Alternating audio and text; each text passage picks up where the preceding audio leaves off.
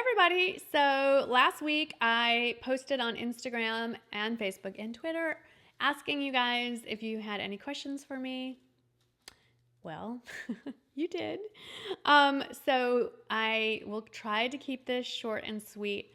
I'm thinking out loud. I think what I may do is answer as many as I can here, and then I'll do a follow-up video and post it directly on the blog. So for those that are really, really interested, I'll put the link to it, to the blog post over in the description box. And if you're just dying to hear the rest of these, or more of them anyway, then you can hop over there. But I don't want this to be another 20-minute video. So here we go. I just have Instagram and I'm scrolling through. Okay, we're going to start with a downer. A. Reeves 1902 says, what advice do you have on helping a spouse through the death of a parent? I can answer this because Michael has lost both of his and I have not lost either of mine. So the answer is you just be there, and you cannot tell them how to feel because you can't possibly imagine, I can't anyway, what that's like. So however they want to grieve, they're going to grieve. And as long as it's not destructive or harmful to anyone else in your family, then that's what you do. And that's what I did. I think that's really all you can do for anybody that you love that's going through the death of someone they love. And also, I would say, recognize that you're going to have your own grief. They're not your parents, but they're your, for however long you were married, they were like your parents and your children, if you have any children's grandparents. So recognize that while the bulk of the heavy grief is obviously that of your spouses, you too will feel sadness and loss. And like anything else, both traumatic and happy, as distance goes, as you have more time away from the immediate death, it gets easier to deal with. And also be prepared to deal with pop-ups of grief at unexpected times. So I hope that helped a little bit. Okay, that was sad. Let's go to something a little lighter.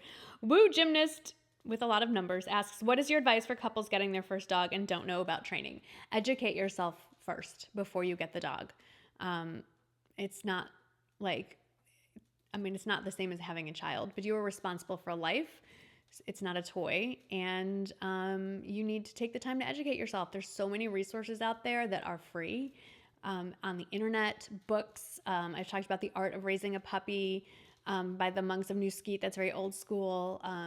Interview your veterinarians, talk to your friends who have dogs, get recommendations, get all that stuff lined up, learn about some things, watch some videos, get yourself in the right headspace before you get to that level of actually owning it. HJ Consult wants to know, what was your first job? Well, my first job when I was 16 was a sales associate at the county seat. Who remembers the county seat? I sold OP, was it OP brand? And acid wash jeans. And it was when was I 16? 1989? Yeah. Right? 73 plus 16? Yeah. So you can imagine. At Northbrook Court Mall in Northbrook, Illinois.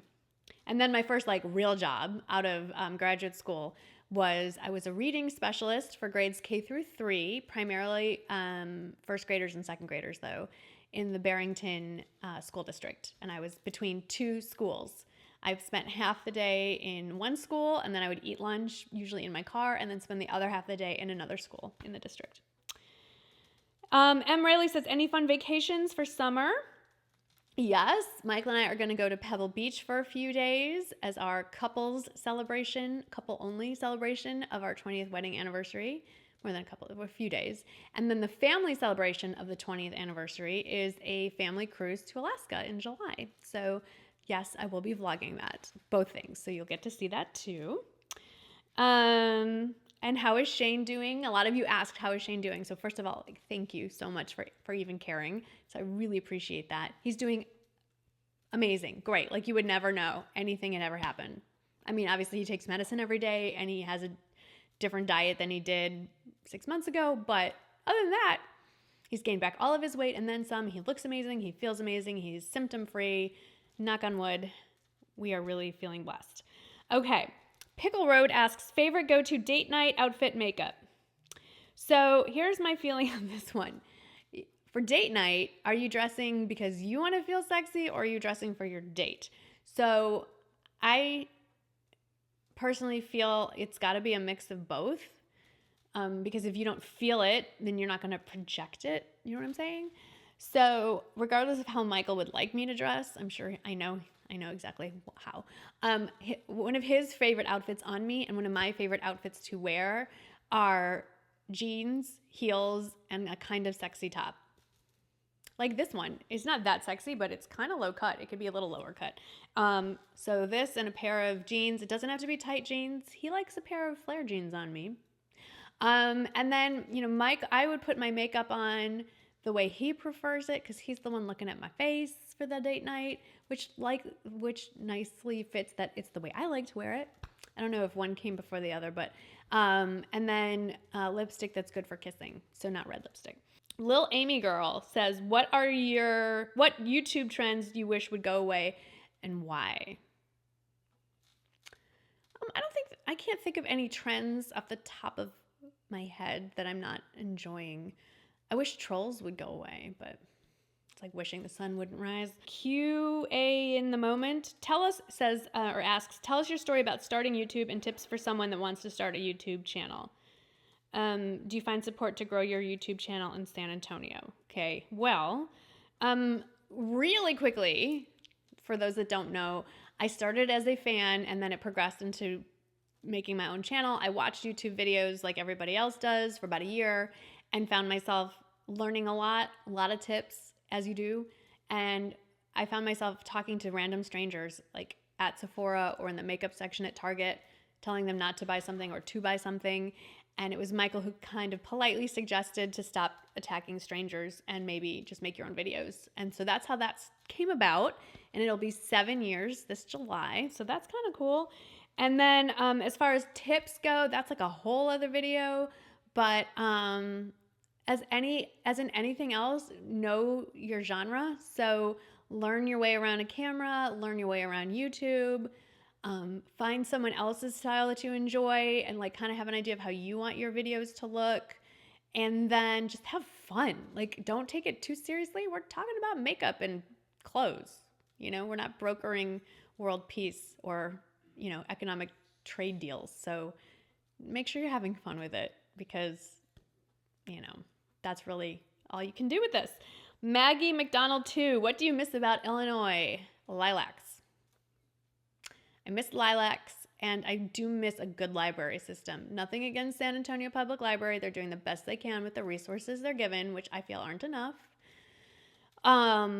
But the library system in the northern suburbs of Chicago are kind of amazing, and there's nothing like it down here. So I miss that. Emmy loves makeup. Hey, Emily. What would you say to someone who wants to start a YouTube channel? Do you think someone should invest in high-tech equipment right away or not, like camera and lights? No, absolutely not. I'm not filming with any lights right now. I'm sitting in front of a window. And while I am using an expensive microphone and a camera, I feel like as in any business, this goes back to how I just feel about budgeting and spending money in general. I do not believe in the saying you need to spend money to make money. I feel like you need to have the money to spend. So until the business can support spending the money, no, absolutely not. There's plenty of resources out there, very inexpensive cameras, your phone these days. No, absolutely not. H. Cran asks, what is your number one tip for how to age gracefully? I have no idea. I'm just winging it just like everybody else.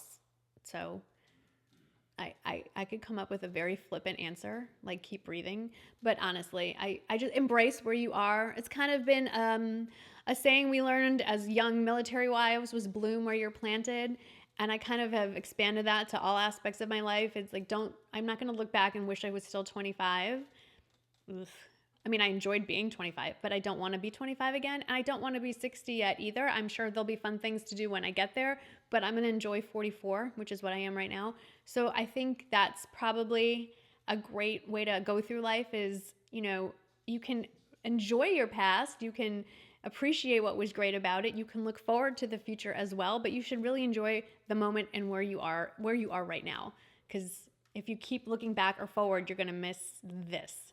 So I would say that's the best way to age. Oh, this is a good question. Victoria C, 17. What's one thing you wish you would have known as an adolescent? That one day you will not be shy. I was really painfully shy.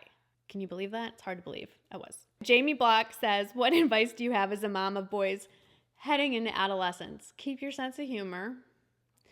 Anyone who tells you that boys aren't as dramatic as girls has never had a boy. This too shall pass. No, I don't know. I'm not out of adolescence yet with my kids. And prepare yourself for reliving your own adolescence, going, oh my gosh, I remember feeling that way. Oh my gosh, it's coming back to me. All the stuff that I felt and did as a teenager, it's looking me in the face. And try not to be them. Like yes, you were a teenager at one point, but now you're the adult. So you need to be the adult now. You can have empathy for where they are, but you are not their friend. And Jamie also wanted to know what planner I'm currently using. I'm using the Erin Condren horizontal without color planner, and I just write down stuff in it. Like, I'm not decorating it. In a perfect world I would, but I'm not that good. Jen Nolte 97 asked, how do you and Michael handle conflict? Okay, I love it. Every couple is going to handle things differently, and I know from watching Oprah and other talk shows over the years that you're supposed to have your love language and your I statements and all that. We like to yell at each other. I mean, not like horrible, violent yelling, but we are a family of we raise our voice to get our opinions or our feelings across. So we emphatically speak strongly, which some would see as yelling. And we do it, but when we do it, we always know, both of us, that it's not, it's like we explode, we get it out of our systems, and then it's over. Like, this isn't going anywhere. There's this comfort, a safety zone. Like, I know it's not going to lead to, like an episode out of Big Little Lies or divorce or something like that. We just are very passionate, animated, opinionated, stubborn people. And so that's how we handle conflict. We scream at each other until somebody wins. No, but we do listen to each other. Also, I respect him. Why would you marry someone you don't respect? So I'm willing to listen to his side of the view if he can shout loud enough for me to hear him. Kidding a little bit. La Picha says, do you clean your house yourself, or do you have a housekeeper that does it for you?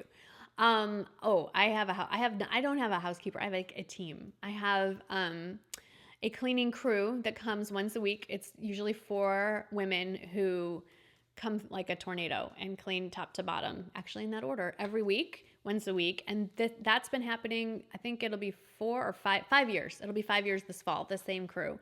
Before that, I had no one. I did it all myself. And briefly, when we lived in Chicago for about 1.5 years, I had a crew there as well. Yeah, I've had none and I've had some, and they're both fine. It's, again, what fits your budget and what fits your personal comfort level. And I love it personally. So I'm good with it. She doesn't do laundry or stuff like that, but they tidy, dust, mop, vacuum, clean the bathrooms, that kind of thing. And then from there, I just keep it clean, like put things away, wash down the countertops throughout the week, stuff like that. So still stays tidy. DLV 122 asked this question, and she's not the only one. I assume it's a she. I can't really see her picture. Questions about my extended family, and you don't hear me talking about my parents, my brother. I have 2 parents. I have a younger brother. He's 3 years younger than me. Michael has a brother, an older brother. Everybody's married. They did not sign up to be on a YouTube channel.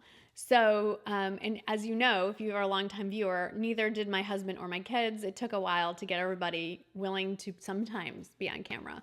My extended family did not. And my nieces have been on once or twice. My sister-in-law on Michael's side has been on once or twice, but My side of the family is not interested in being on camera. My mom and dad have been on, but my brother and his wife are very much wanting to stay out of it, and I don't blame them, frankly. So that's why you don't see them. I mean, kind of the same reason why a lot of you have privated your Instagram when I go to see more about you. It's kind of the same thing. So you kind of have to respect that. And then as far as seeing them, it's hard. We live here.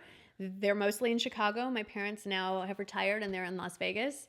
So no, we don't really see them on birthdays and stuff. That's just too much. But we try, at least once or twice a year to see both sides of the family. Jacqueline Land. I'm 34 and considering getting some sort of Botox in my forehead. Are you still getting Botox, and do you have any advice? I have not gotten Botox since March of 2016. See? I keep meaning to put that on my list of things to do. I'm a big fan as long as you do it very conservatively. And I do think if you started a little earlier, you probably will avoid the resting lines that are resting across my forehead right now. So I have no issue with Botox. I'm a little concerned about fillers. I've maybe seen too many episodes of The Real Housewives. But, I'm not judging. You do whatever you want to do. But Botox, go for it. A little goes a long way. A little's better than too much. It does wear off. So even if you do too much, don't worry. Your face will come back to normal in a few months. And I think they even have something now you can inject that'll make it go away. Yeah, I think sometime in the next month or so, I'll probably top it back up again. Ashdeck1 says she would love any advice you have on how I manage to maintain a clean home, cook dinner, run errands, and work all while being a mom and wife. My babies are 18 months, and I'm still struggling to find the motivation and organization to juggle all of those things, something that you make look so effortless. And that goes hand in hand with someone who said, will you please share some mom failures to make the rest of us feel normal? Okay, first of all, there are no such thing as mom failures, unless you've murdered your own. I don't want to even joke, but you know what I'm saying. We are all raising human beings from scratch. Getting them through to the other side, you win, okay? There are no failures. We're all doing the best we can. We are too hard on ourselves. We are way more forgiving of other mothers when they mess up. We need to do the same for ourselves. There are a laundry list of things I've screwed up. You get my kids on camera, I'm sure they would happily sit down and tell you all the things I've done to completely ruin their lives.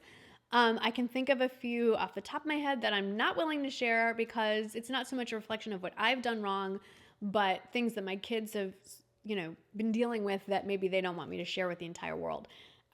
Little things like missing a date on something so they show up at school dressed in the wrong thing in elementary school, or missing a deadline on something that was due to be turned in, little things like that. I know I've done. It happens. It's okay. My kids are fine. They have come through. They're not, I don't think they're scarred for life. I guess we'll find out. But you know what I'm saying? There are no, I don't believe in a mom failure. Unless the courts have to get involved. Okay.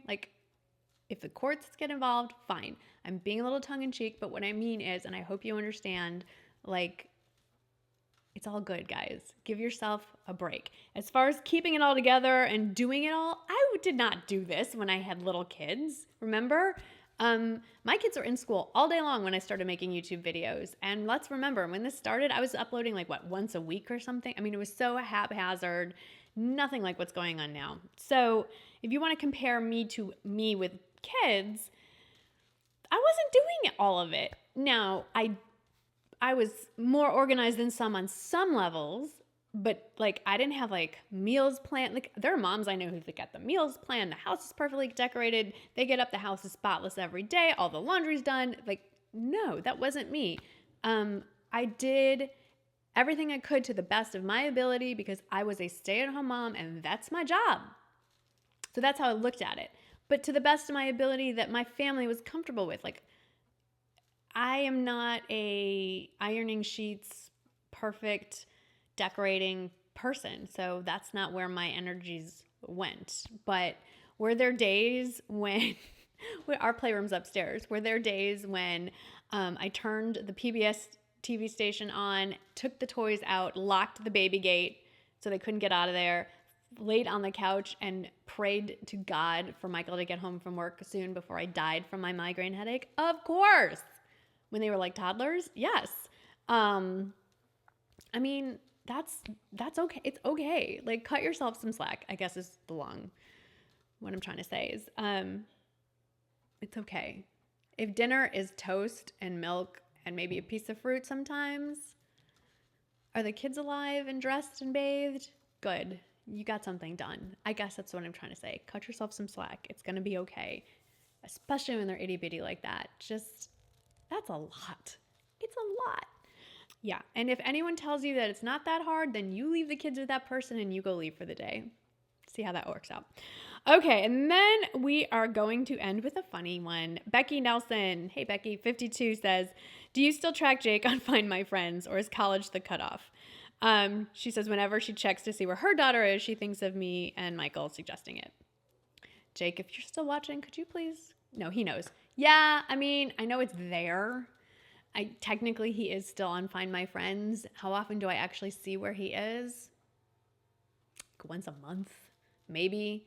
Usually if I'm pulling it up to see where Shane is and it tells you where all your family members are. So I'll be like, oh, look, Jake's in his dorm. Oh, look, Jake's at the fraternity house. Oh, look, Jake's on a dirt country road in the middle of Lafayette County, Mississippi at 2 o'clock in the morning. What are you doing there? No, I'm just kidding. Yeah, not really, not often, but it's there just in case, I guess. I'll probably start using it again, I will say. He'll have a car, I should say, in the fall when he goes back to school as a sophomore, and if he's driving back and forth, for sure, long distance. But most of the time, obsessively, no. If you still want to keep watching, I'll put a link in the description box to the video of more questions getting answered over on my blog. Thank you so much. There were like over 100 questions. We'd be here for days. But I hope that answered a lot of your questions, and I will get to more in just a minute. So hopefully in just a second, you'll pop over to MsGoldgirl.com and I'll see you there. But if not, thank you so much for watching, and I'll see you in the next video.